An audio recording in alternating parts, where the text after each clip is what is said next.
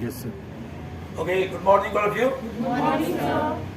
मैंने previous lesson में आपको कहा था एक और रिफॉर्म शुरू हुआ 1918 में। Yes, sir. 1918 में रिफॉर्म हुआ, वो एक एक्ट पास हुआ इंग्लैंड में ही, ब्रिटिश पार्लियामेंट में एक एक्ट पास हुआ, और उस एक्ट के तहत उस एक्ट में जो है मेन लोग जिन्होंने वो प्रपोजल बनाया था और एक्ट बन गया, उसको कहते हैं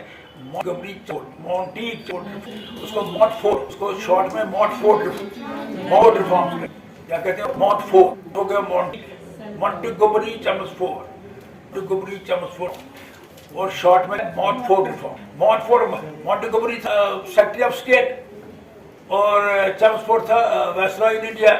ये दोनों इन्हें मिलकर एक रिफॉर्म बनाए जो कि एक्ट की शक्ल में बाद में आया। वो रिफॉर्म क्या था, उन्होंने कहा कि ये जो उस वक्त इंपीरियल काउंसिल जो है उसको दो हिस्से करें, एक हो गया सेंट्रल लेजिस्लेटिव काउंसिल और स्टेट लेजिस्लेटिव काउंसिल। तो ये दो हिस्से हो गए। और एक और रिफॉर्म का उन्होंने कहा जो प्रोविंसेस हैं उनमें डायरकी रहे। डायरकी पता क्या होता है? डायरकी होता है कुछ रूल्स सेंटर से आएंगे और कुछ रूल्स प्रोविंस खुद बनाएंगे। जैसे आजकल भी है, एक है सेंट्रल फेडरल लॉज, दूसरा है स्टेट लॉज। तो इसको डायरकी कहते हैं। दैट मीन दो किस्म के लॉज जो हैं हमारे ऊपर कंट्रोल करेंगे। तो उन्होंने ये प्रपोज किया, एक तो क्या किया कि दैट प्रोविंशियल कमेटी जो उसको दो हिस्से किए, सेंट्रल लेजिस्लेटिव काउंसिल और स्टेट लेजिस्लेटिव काउंसिल। और उन्होंने क्या किया, उनका प्रोविंसेस में डायरकी चलेगी। दैट मीन्स कुछ लॉ सेंटर से होंगे, कुछ लॉ प्रोविंस के अपने होंगे, ठीक है। तो फिर 1919 में गवर्नमेंट ऑफ इंडिया एक्ट इस बेस पर बन गया। फिर जब 1927 में साइमन कमीशन बैठा और 1928 में वो यहाँ आया, तो वो इसलिए आया था देखने के लिए कि जो हमने गवर्नमेंट ऑफ इंडिया एक्ट बनाया 1919 में, उस पर क्या काम हो रहा है, उसके ऊपर क्या। क्योंकि इनकी कमेटी में कोई इंडिया नहीं था, तो इसलिए इसको बाइकआउट किया गया, साइमन गो बैक। तो उस गो बैक के जुलूसों में कुछ प्रोमिनेंट मेंबर्स को तकलीफ पहुंची। एक था लाला लाजपत राय, उसको लाठी चार्ज हुआ तो वो अस्पताल में मरा। और दूसरा था गोविंद वल्लभ पंत। क्या था? गोविंद वल्लभ पंत। इसलिए नेहरू के ऊपर भी लाठियां चली, तो उसने नेहरू को बचाने के लिए अपने ऊपर लाठियां ले ली। फिर उसको परमानेंट डैमेज हो गया। उसका डैमेज ऐसा हो गया, वो सिर को दाई बाई हिलाता रहता था 24 घंटे। तो एक नर्वस डिसऑर्डर पैदा हो गया। तो ये मगर नेहरू को बचाया। अब ये 1928 से आ गए 1929 में। मैं टाइमलाइन से चल रहा हूँ, टाइमलाइन समझ तो नहीं कहता। टाइमलाइन होता है जब शुरू से ही हम आगे चलते हैं। तो 1929 में क्या हुआ कि लॉर्ड इरविन जो था ना, वो घबराया। चारों तरफ से हड़ताल, चारों तरफ से ये लोग परेशान, बाइकआउट हर जगह। तो उसने क्या कहा, उसने कहा हिंदुस्तानियों को, भाई मैं आपको दे रहा हूँ, हम आपको डोमिनेंट स्टेटस दे देंगे। क्या कहा लोगों को? हम आपको डोमिनेंस होगा, जैसे हम ऑटोनॉमी मांगते थे ना सेंटर से, ऐसे ही उन्होंने कहा कि हम आपको डोमिनेंस। ये नहीं बताया कब देंगे, क्या देंगे, उसका डोमिनेंस क्या देंगे, डोमिनियन स्टेटस। मतलब India will remain dominion under British government. तो 1929 में ही कांग्रेस ने इसके जवाब में एक लाहौर में कमेटी मतलब मीटिंग की, जिसमें जवाहरलाल नेहरू प्रेसिडेंट था कांग्रेस का। उन्होंने कहा जी हमें डोमिनियन स्टेटस नहीं चाहिए, हमें कंप्लीट आज़ादी चाहिए। उधर से लॉर्ड इरविन ने क्या ऑफर किया, डोमिनियन स्टेटस।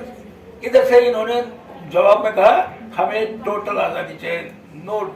और ये फैसला हुआ, बताएंगे कौन सा फैसला हो गया? नहीं पता है।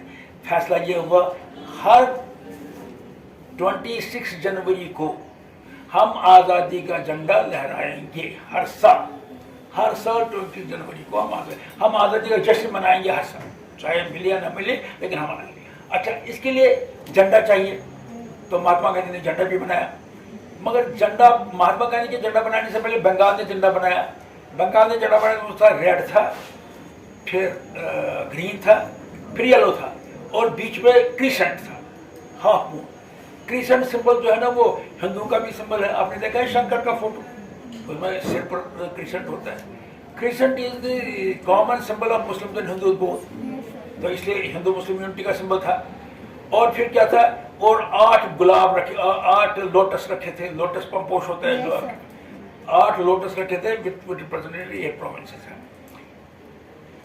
यह कहाँ हुआ था जरा आप बताओ। नहीं, आप बताओ, खड़े हो जाओ। ये 8 लोटस वाला झंडा किसने दिया था? बंगाल ने, थैंक यू। और उस झंडे में वो जो तीसरा आपके पीछे, हाँ बताओ इसके कलर क्या थे इस झंडे के? Red, no, red, green and yellow. और कौन सा सिंबल था? क्रिसेंट मून था। चला क्रिसेंट, आप बताओ क्रिसेंट मून क्या रिप्रेजेंट करता है? आप खड़े हो जाओ। हिंदू और मुस्लिम यूनिटी, थैंक यू। आप देखो क्या हुआ, महात्मा गांधी ने झंडा बनाया, उसने क्या रखा? उसने रेड रखा, फिर ग्रीन रखा और फिर व्हाइट रखा, येलो के बदले व्हाइट रखा, और व्हाइट के अंदर क्या रखा? चरखा रखा। अब बताओ चरखा का मतलब क्या था? स्वदेशी। चरखा का मतलब था, जैसे मोदी जी आजकल कह रहे हैं vocal for local, vocal for local, मतलब खाली लोकल की बात करो। वोकल फॉर लोकल में लोकल की बात करो, वोकल तो बोलो, खाली लोकल। तो उसने कहा झंडा होता है, जो चरखा होता है स्वदेश। कहता आगे इंटरेस्ट क्या था इंडिया में? तिजारत करना। और वो किसका तिजारत करते थे? वो कॉटन का तिजारत करते थे। तो कॉटन का तिजारत अगर उनका खत्म हो जाएगा तो उनका इंटरेस्ट खत्म हो जाएगा इंडिया में। तो इसलिए उन्होंने कहा चरखा लगाओ, और चरखा था symbol for self help, become independent. आपको एक बात बताएं, सुनोगे? सच? श्योर? ओके। ये जो है ना स्वदेशी, एक्चुअली स्वदेशी आप सब करेंगे तो इंटरनेशनल ट्रेड खत्म हो जाएगा। इसलिए स्वदेशी कंप्लीटली पॉसिबल भी नहीं है। स्वदेशी कंप्लीटली पॉसिबल, जितनी देर तक इंटरनेशनल कम्युनिटीज आपस में इंटरेक्ट नहीं करेंगी उतनी देर तक डेवलपमेंट नहीं होगी। न ट्रेड की डेवलपमेंट होगी, न कॉमर्स की डेवलपमेंट होगी, न हमारे सेहत की डेवलपमेंट होगी, न हमारे दिमाग की डेवलपमेंट। आपको पता है ये सारी दुनिया जो आगे आगे बढ़ी है, ये इसलिए बढ़ी है कि डिफरेंट लोग डिफरेंट जगहों से आके आपस में इंटरेक्ट करते रहे। खैर चलो, अब स्वदेशी का बुखार था उस वक्त, और उस वक्त नीड ऑफ द टाइम था, इसलिए स्वदेशी। अच्छा, ये कब हुआ? ये 1929 में ही सारी चीज। अब 19 तक महात्मा गांधी किसी ताक में था यार, एक मूवमेंट चले। अभी तो एक ही सिविल डिसऑर्डर्स मूवमेंट हो गई थी ना, जो 1921 में हुई थी, और सत्याग्रह मूवमेंट हुई थी 1916, 17, 18, 19 में। लेकिन क्या हुआ, उसने कहा यार ये 1921 की मूवमेंट तो हमारी फेल हो गई, लेकिन दूसरी मास मूवमेंट शुरू कर दी। उसको मौका मिला। क्या मौका मिला? गवर्नमेंट ऑफ इंडिया ने साल्ट के ऊपर टैक्स लगाया। किसी का यार ये बड़ा अच्छा मौका है, क्योंकि साल्ट का साथ सबका कनेक्शन है। उसने कहा हम चलते हैं और हम साल्ट लॉ ब्रेक करते हैं। तो डंडी मार्च शुरू हुआ। डंडी मार्च कहाँ से शुरू हुआ? ये साबरमती आश्रम से शुरू हुआ। कहाँ से शुरू हुआ? साबरमती आश्रम कहाँ है? गुजरात में है। और कहाँ एंड हुआ? दांडी में। दांडी कौन सा है? ये भी एक पोर्ट है गुजरात में ही। तो 240 माइल्स का रास्ता था, और 10 मील पर डे के चल रहे थे। तो 24 दिन में ये कवर हुआ, और ये 78, 79 वॉलंटियर से शुरू हुआ। बाद में इसमें बहुत लोग ज्वाइन कर गए, तो लेकिन ये कामयाब हुआ। ये क्या हुआ, इसकी कहानी मैंने आपको बताई है। जबकि 50 वॉलंटियर्स 50-50 के ग्रुप में थे, और उनको पुलिस वाले वहाँ 5 या 10 होते थे, वो इनको लाठियाँ मारते थे और बेहोश करके भगाते थे। तो फिर किसी प्रेस वाले ने, अमेरिकन प्रेस वाले ने कहा गांधी जी से, ये क्या कर रही हो, कोई बात है? 5 पुलिस वाले 50 के इनको निकम्मा बनाते हो? नहीं, मैं इनको करेजस बनाती हूँ। उसने फिर कहा करेज 2 किस्म की है। बताओ कौन सी 2 किस्म की है? आपको मैंने बताया, बताओ, हाथ खड़े कर सकते हो, मैं देखूँ किसको याद है। उसने कहा 2 किस्म की करेज है। एक करेज ये जरूरत है कि गन हाथ में रखो और चलाओ। दूसरी करेज है जब गन के सामने आप बैठो, हंसते हंसते, without ill will against the killer. परेशान हो गए, ऐसी करेज तो हो नहीं सकती है। महात्मा गांधी ने कहा मैं ऐसी ही करेज अपने लोगों को सिखाना चाहता हूँ कि वो गन भी ले लें और हेट भी ना करें। उसका एक बड़ा बड़ा स्लोगन था। क्या था slogan? Hate the sin but not the sinner. Sinner आपका भाई भी हो सकता है, सिनर आपका बाप भी हो सकता है, सिनर आपका बेटा भी हो सकता है। You don't hate them but you always pray to God for their reform. So इस तरह से कहता है hate the sin but not the sinner. गोली चलाने वाले को हेट मत करो, मगर गोली चलाने वाले एक्ट को हेट करो। This was a very important signal that. ठीक है। अच्छा, अब क्या हुआ? मैं आपको कह रहा था, क्या कह रहा था, कहाँ पहुंचे थे हम? 60 मार्च में सारे हिंदुस्तान को जोड़ा, बन गई फिर मास मूवमेंट, बन गई मास मूवमेंट। तो 1930 में ये मास मूवमेंट हो गई और 1930 में ही ये ऑलरेडी डिसीजन हुआ था कि 26 जनवरी को हम फ्लैग मार्च करेंगे और महात्मा गांधी ने उसके लिए फ्लैग भी दी थी। चले, अच्छा आगे चलते हैं। 1931 में गांधी रूल पे जब ये फ्लैग मार्च से चले ना, साल्ट सत्याग्रह, बहुत लोगों को जेल दिया गया, बहुत लोगों को मार पड़ी, बहुत लोग जेल गए, बहुत लोग बेहोश हो गए। तो फिर गांधी इरविन पैक्ट हुआ। लॉर्ड इरविन था, उसने गांधी जी को कहा मैं तुम्हारे सारे प्रिजनर्स को रिलीज करता हूँ, मगर तुम मेरी एक शर्त मानो, तुमने second round table conference attend कर। फर्स्ट राउंड टेबल कॉन्फ्रेंस वो नहीं गए थे, second round table conference Gandhi ने एग्री किया। तो क्या हुआ, जो सत्याग्रह था वो विड्रॉ हो गया, सत्याग्रह वो विड्रॉ। अब क्या हुआ, अब टेबल कॉन्फ्रेंस हो, सेकंड राउंड टेबल कॉन्फ्रेंस वो फेल हो गई, क्योंकि गांधी जी ने उनकी शर्तें नहीं मानी, उन्हें गांधी जी की शर्तें नहीं मानी। तो नेचुरली कहाँ मानते, क्योंकि गांधी जी कहते थे मुझे पूर्ण स्वराज दे दो, ये तो आप यहाँ से निकलो। तो 1932 में दोबारा सिविल, क्योंकि वो वापस आया और दोबारा सिविल डिसोनेंट मूवमेंट शुरू हो गई, जो कि 1934 में फिर विड्रॉ हो गई, हो गया ना विड्रॉ था। अब आगे चलते हैं 1934 से आगे चले 1935 में क्या हुआ, 1935 में गवर्नमेंट ऑफ इंडिया एक्ट पास हुआ, जिसमें प्रोविंसों को ऑटोनॉमी दी गई और वहाँ इलेक्शन भी हुआ। 1937 में इलेक्शन भी हुए ना, जिसमें मुस्लिम लीग ने हारा और कांग्रेस ने जीता। अब प्रोविंसों को ऑटोनॉमी दी, मगर उसमें कुछ ऐसी कंडीशन थी जो कांग्रेस ने रिजेक्ट की, लेकिन ऑटोनॉमी मिली। 1930 से इलेक्शन में जब कांग्रेस ने जीता तो प्रोविंसों में कांग्रेस का राज आया और वो राज करते गए कितनी देर तक, 1939 तक। 1939 में इन्होंने प्रोविंस से रिजाइन किया, 1939 में रिजाइन किया। तो हुकूमत कब संभाली थी, कौन से साल में हुकूमत संभाली थी, आप बताओ आप। यस, तो किसने हुकूमत संभाली थी, खड़े हो जाओ, किसने कहाँ पर संभाली थी, हिंदुस्तान में कि प्रोविंसों में कि स्टेट्स में, प्रोविंसों में। तो ये कौन सा साल था, 1937। अच्छा, इलेक्शंस कब हुए थे, अगेन 1937। अच्छा मुझे ये बताओ, फिर उन्होंने कब रिजाइन किया, रिजाइन कब किया, 1939। क्यों रिजाइन किया, बोलिए क्यों रिजाइन किया, इसलिए रिजाइन किया, बैठिए, इसलिए रिजाइन किया क्योंकि जब सेकंड वर्ल्ड वॉर शुरू हुआ ना 1939 में, उन्होंने हिंदुस्तानियों को फिर रिक्रूट किया जबरन।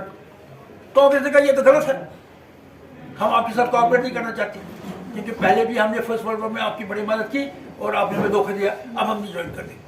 जब मगर लोगों को गरीबी होती है, नौकरियां चाहे कांग्रेस कितना भी कहता तो नौकरी वाला तो नौकरी, बेकार आदमी तो नौकरी ढूंढेगा ही, दूसरा जबर भी करते थे। तो कांग्रेस ने रिजाइन किया, कब रिजाइन किया, 1939। कहाँ से रिजाइन किया, प्रोविंस से। कहाँ से रिजाइन किया, प्रोविंस से। तो फिर आगे चलते हैं, 1942 में साइमन कमीशन आया, क्या आया, इधर से 1940 में मुस्लिम लीग ने लाहौर में एक सेशन बुलाया, जिसको उन्होंने कहा हमें जी पाकिस्तान चाहिए। क्रिप्स मिशन 1940 के बाद आया, 1942 में आया, लेकिन मैं उससे पहले की, because I am going on timeline, 1940 का जिक्र कर रहा हूँ।